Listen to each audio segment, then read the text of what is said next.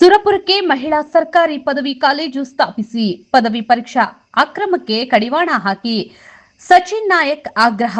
ಸುರಪುರ ನಗರದ ತಾಲೂಕು ಪ್ರಜಾಸೌಧದಲ್ಲಿ ಪದವಿ ಕಾಲೇಜುಗಳಲ್ಲಿ ನಡೆಯುತ್ತಿರುವ ಪರೀಕ್ಷಾ ಅಕ್ರಮಗಳನ್ನು ತಡೆಗಟ್ಟಬೇಕು ಹಾಗೂ ಸರ್ಕಾರಿ ಮಹಿಳಾ ಪದವಿ ಮಹಾವಿದ್ಯಾಲಯವನ್ನ ಸ್ಥಾಪಿಸಬೇಕು ಎಂದು ಕರ್ನಾಟಕ ರಕ್ಷಣಾ ವೇದಿಕೆ ಸ್ವಾಭಿಮಾನಿ ಬಣ ತಾಲೂಕು ಘಟಕದ ವತಿಯಿಂದ ತಾಲೂಕು ದಂಡ ಅಧಿಕಾರಿಗಳಿಗೆ ಮನವಿ ಸಲ್ಲಿಸಲಾಯಿತು. ತಾಲೂಕು ಅಧ್ಯಕ್ಷ ಸಚಿನ್ ಕುಮಾರ್ ನಾಯಕ್ ಮಾತನಾಡಿ, ಮುಖ್ಯಮಂತ್ರಿ, ಉನ್ನತ ಶಿಕ್ಷಣ ಸಚಿವರು, ಕಾಲೇಜು ಶಿಕ್ಷಣ ಇಲಾಖೆ ಆಯುಕ್ತರು, ಮಹಿಳಾ ಆಯೋಗ ಹಾಗೂ ಸಂಬಂಧಿತ ವಿಶ್ವವಿದ್ಯಾಲಯಗಳ ಕುಲಪತಿಗಳಿಗೆ ಬರೆದ ಮನವಿಯನ್ನ ತಹಶೀಲ್ದಾರ್ ಮುಖಾಂತರ ಸಲ್ಲಿಸಲಾಗುತ್ತಿದೆ. ಸುರಪುರ ತಾಲೂಕಿನ ವಿದ್ಯಾರ್ಥಿಗಳು ಪಿಯುಸಿ ಹಂತದಲ್ಲಿ ಉತ್ತಮ ಸಾಧನೆ ಮಾಡುತ್ತಿದ್ದು, ಪದವಿ ಹಂತದಲ್ಲಿ ಸರಿಯಾದ ಶೈಕ್ಷಣಿಕ ವಾತಾವರಣದ ಕೊರತೆಯಿಂದ ಹಿನ್ನಡೆ ಅನುಭವಿಸುತ್ತಿದ್ದಾರೆ. ತಾಲೂಕಿನ ಅನೇಕ ಪದವಿ ಕಾಲೇಜುಗಳಲ್ಲಿ ನಿಯಮಿತ ತರಗತಿಗಳು ನಡೆಯುತ್ತಿಲ್ಲ. ಇದರಿಂದ ಪ್ರತಿಭಾವಂತ ವಿದ್ಯಾರ್ಥಿಗಳಿಗೆ ಸರಿಯಾದ ಮಾರ್ಗದರ್ಶನ ಸಿಗದೆ ವಿದ್ಯಾಭ್ಯಾಸ ಕುಂಠಿತವಾಗುತ್ತಿದೆ. ಜೊತೆಗೆ ಪರೀಕ್ಷಾ ಕೇಂದ್ರಗಳಲ್ಲಿ ನಕಲು ರಾಜಾರೋಷವಾಗಿ ನಡೆಯುತ್ತಿದ್ದು, ಇದು ಪ್ರಾಮಾಣಿಕವಾಗಿ ಓದುತ್ತಿರುವ ವಿದ್ಯಾರ್ಥಿಗಳ ಆತ್ಮವಿಶ್ವಾಸಕ್ಕೆ ಧಕ್ಕೆಯಾಗುತ್ತಿದೆ ಎಂದು ಆರೋಪಿಸಿದರು.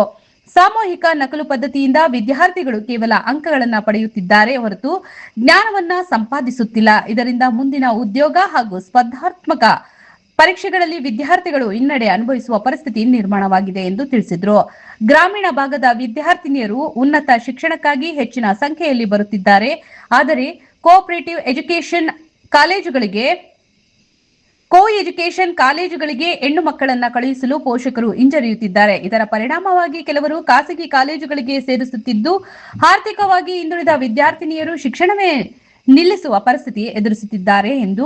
ಈ ಹಿನ್ನೆಲೆಯಲ್ಲಿ ಸುರಪುರ ತಾಲೂಕಿನಲ್ಲಿ ತಕ್ಷಣವೇ ಸರ್ಕಾರಿ ಮಹಿಳಾ ಪದವಿ ಮಹಾವಿದ್ಯಾಲಯ ಸ್ಥಾಪಿಸಬೇಕು. ಪದವಿ ಪರೀಕ್ಷೆಗಳನ್ನ ಎಸ್ಎಸ್ಎಲ್ಸಿಯಲ್ಲಿ ಹಾಗೂ ಪಿಯುಸಿ ಪರೀಕ್ಷೆಗಳ ಮಾದರಿಯಲ್ಲಿ ಸಿಸಿಟಿವಿ ಕ್ಯಾಮೆರಾ ಕಣ್ಗಾವಲಿನಲ್ಲಿ ನಡೆಸಬೇಕು. ಪರೀಕ್ಷಾ ಕೇಂದ್ರಗಳಿಗೆ ಹೊರ ಜಿಲ್ಲೆ ಅಥವಾ ಬೇರೆ ತಾಲೂಕಿನ ಉಪನ್ಯಾಸಕರು ಜಾಗೃತ ದಳದ ಅಧಿಕಾರಿಗಳಾಗಿ ನೇಮಿಸಿ ಪಾರದರ್ಶಕತೆ ಕಾಪಾಡಬೇಕೆಂದು ಒತ್ತಾಯಿಸಿದರು. ಎಸ್ಎಸ್ಎಲ್ಸಿ ಹಾಗೂ ಪಿಯುಸಿ ಪರೀಕ್ಷೆಗಳ ಮಾದರಿಯಲ್ಲಿ ಸಿಸಿಟಿವಿ ಕ್ಯಾಮೆರಾ ಕಣ್ಗಾವಲಿನಲ್ಲಿ ನಡೆಸಬೇಕು. ಪರೀಕ್ಷಾ ಕೇಂದ್ರಗಳಿಗೆ ಹೊರ ಜಿಲ್ಲೆ ಅಥವಾ ಬೇರೆ ತಾಲೂಕಿನ ಉಪನ್ಯಾಸಕರನ್ನ ಜಾಗೃತ ದಳದ ಅಧಿಕಾರಿಗಳಾಗಿ ನೇಮಿಸಿ ಪಾರದರ್ಶಕತೆ ಕಾಪಾಡಬೇಕೆಂದು ಒತ್ತಾಯಿಸಿದರು.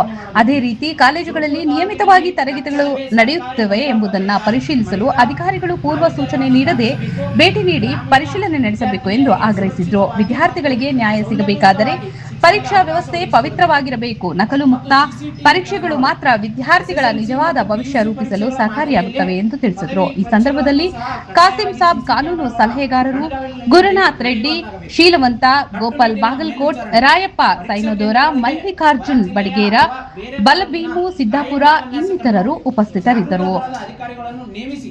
ಪಾರದರ್ಶಕತೆ ಕಾಪಾಡಬೇಕು. ಬೋಧನಾ ಕ್ರಮದ ಪರಿಶೀಲನೆ, ಕಾಲೇಜುಗಳಲ್ಲಿ ಸರಿಯಾದ ತರಬೇತಿಗಳು ನಡೆಯುವಂತೆ ನೋಡಿಕೊಳ್ಳಲು ನಿಯಮಿತವಾಗಿ ಅಧಿಕಾರಿಗಳು ಕಾಲೇಜುಗಳಿಗೆ ಪೂರ್ವ ಸೂಚನೆ ನೀಡದೆ ಭೇಟಿ ನೀಡಿ ಪರಿಶೀಲಿಸಬೇಕು. ಆದ್ದರಿಂದ ಹೊರ ವಿದ್ಯಾರ್ಥಿಗಳಿಗೆ ನ್ಯಾಯ ಸಿಗಬೇಕಾದರೆ ಪರೀಕ್ಷಾ ವ್ಯವಸ್ಥೆ ಪವಿತ್ರವಾಗಬೇಕು. ನಕಲು ಮುಕ್ತ ಪರೀಕ್ಷೆಗಳ ಮಾತ್ರ ವಿದ್ಯಾರ್ಥಿಗಳ ಜೀವನವಾದ ಭವಿಷ್ಯವನ್ನು ರೂಪಿಸಲು ಸಾಧ್ಯ. ಆದ್ದರಿಂದ ತಾವು ಈ ಕೂಡಲೇ ಕ್ರಮ ಕೈಗೊಂಡು ಸುರಪುರ ತಾಲೂಕಿನಲ್ಲಿ ವಿದ್ಯಾರ್ಥಿಗಳ ಭವಿಷ್ಯವನ್ನು ಕಾಪಾಡಬೇಕೆಂದು ತಮ್ಮಲ್ಲಿ ನಮ್ಮ ಸಂಘಟನೆ ಮನವಿಯನ್ನು ಮಾಡುತ್ತದೆ.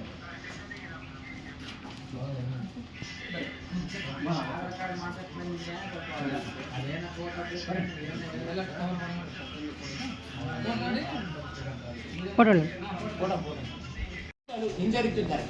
ಇದರಿಂದ ಕೆಲವು ವಿದ್ಯಾರ್ಥಿನಿಯರು ಖಾಸಗಿ ಕಾಲೇಜುಗಳಿಗೆ ಹೋಗುವಂತಾಗಿದೆ. ಇನ್ನು ಕೆಲವು ಆರ್ಥಿಕವಾಗಿ ಹಿಂದುಳಿದ ವಿದ್ಯಾರ್ಥಿನಿಯರು ಖಾಸಗಿ ಕಾಲೇಜಿಗೆ ಪ್ರವೇಶ ಶುಲ್ಕ ಪಾವತಿಸಲಾಗದೆ ವಿದ್ಯಾಭ್ಯಾಸವನ್ನು ನಿಲ್ಲಿಸುತ್ತಿದ್ದಾರೆ. ನಮ್ಮ ಪ್ರಮುಖ ಬೇಡಿಕೆಗಳು ಏನಪ್ಪಾ ಅಂತಂದ್ರೆ, ವಿಶೇಷವಾಗಿ ಸರ್ಕಾರಿ ಮಹಿಳಾ ಪದವಿ ಕಾಲೇಜು ಸ್ಥಾಪನೆ ಮಾಡಬೇಕು. ಸುರಪುರ ತಾಲೂಕಿನಲ್ಲಿ ತಕ್ಷಣವೇ ಸರ್ಕಾರಿ ಮಹಿಳಾ ಮಹಾವಿದ್ಯಾಲಯವನ್ನು ಸ್ಥಾಪಿಸಬೇಕು. ಗ್ರಾಮೀಣ ವಿದ್ಯಾರ್ಥಿನಿಯರಿಗೆ ಸುರಕ್ಷಿತವಾಗಿ ಮತ್ತು ಸೌಲಭ್ಯಯುತವಾಗಿ ಶಿಕ್ಷಣದ ಅವಕಾಶ ಒದಗಿಸಿಕೊಡಬೇಕು.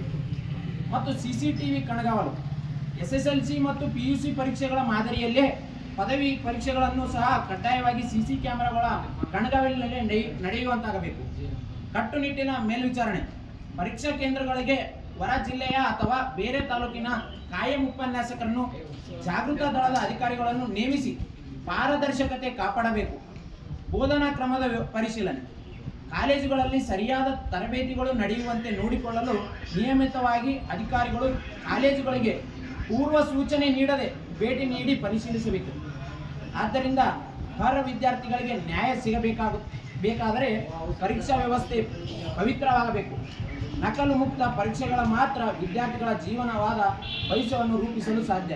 ಆದ್ದರಿಂದ ತಾವು ಈ ಕೂಡಲೇ ಕ್ರಮ ಕೈಗೊಂಡು ಸುರಪುರ ತಾಲೂಕಿನಲ್ಲಿ ವಿದ್ಯಾರ್ಥಿಗಳ ಭವಿಷ್ಯವನ್ನು ಕಾಪಾಡಬೇಕೆಂದು ತಮ್ಮಲ್ಲಿ ನಮ್ಮ ಸಂಘಟನೆ ಮನವಿಯನ್ನು ಮಾಡುತ್ತದೆ.